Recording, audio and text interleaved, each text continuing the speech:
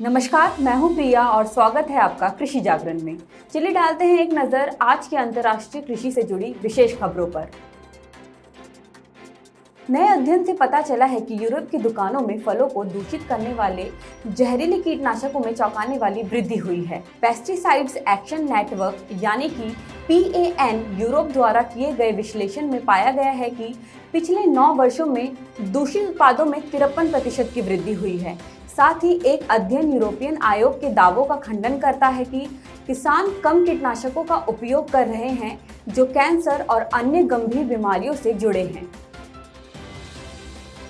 दुनिया का सबसे बड़ा पौधा 28,000 सॉकर मैदानों के आकार में एक समुद्री घास है, ऑस्ट्रेलिया के तट पर जो पाया गया है। आपको बता दें, समुद्री घास समुद्री पौधे हैं जो अपने भूमि आधारित रिश्तेदारों की तरह सालाना फल, फूल और पौधे पैदा करते हैं। अपने असामान्य आकार के अलावा पौधे में अपने रिश्तेदारों की तुलना में 2 गुने गुणसूत्र होते हैं, जिसे वैज्ञानिक पॉलीप्लॉइड कहते हैं।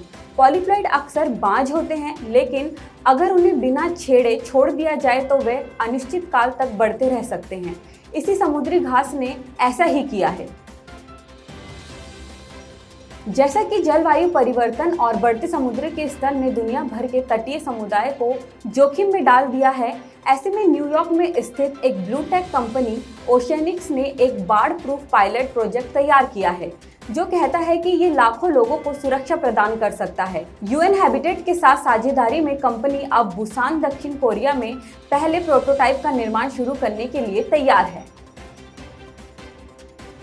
वैज्ञानिकों ने विटामिन डी का एक मजबूत स्रोत बनाने के लिए टमाटर के आनुवंशिक मेकअप को संपादित करने का एक तरीका खोजा है। ब्रिटेन के नॉर्विच में जॉन इंट सेंटर की एक शोध टीम लोगों को महत्वपूर्ण विटामिन की उचित मात्रा प्राप्त करने में मदद करने के लिए नए डिजाइन किए गए टमाटर पर काम कर रही है। विटामिन डी कैल्शियम जैसे पोषक तत्वों को नियंत्रित करता है जो हड्डियों, दांतों और मांसपेशियों को स्वस्थ रखने के लिए आवश्यक है। कई यूरोपीय लोगों के लिए इस गर्मी में नल चालू करना जिम्मेदारी का एक अतिरिक्त परत लेकर आया है। जलवायु परिवर्तन के पूरे क्षेत्र में गंभीर परिणाम हुए हैं, जिसमें 250 वर्षों से सबसे खराब सूखा भी शामिल है, जिसके परिणाम स्वरूप पूरे यूरोपीय संघ और यूनाइटेड किंगडम में 9 यूरो बिलियन का वार्षिक नुकसान हुआ है। आपको बता दें, देश पहले से ही विभिन्न राज्यों में आपातकाल की घोषणा कर रहा है। फ्रांस में 15 विभाग सूखे की चेतावनी और अलर्ट पर है और ये स्पेन का दशक का सबसे सूखा जल विज्ञान वर्ष है। आज के लिए बस इतना ही। आगे की अधिक जानकारी के लिए बने रहिए हमारे यानी कृषि जागरण के साथ। धन्यवाद।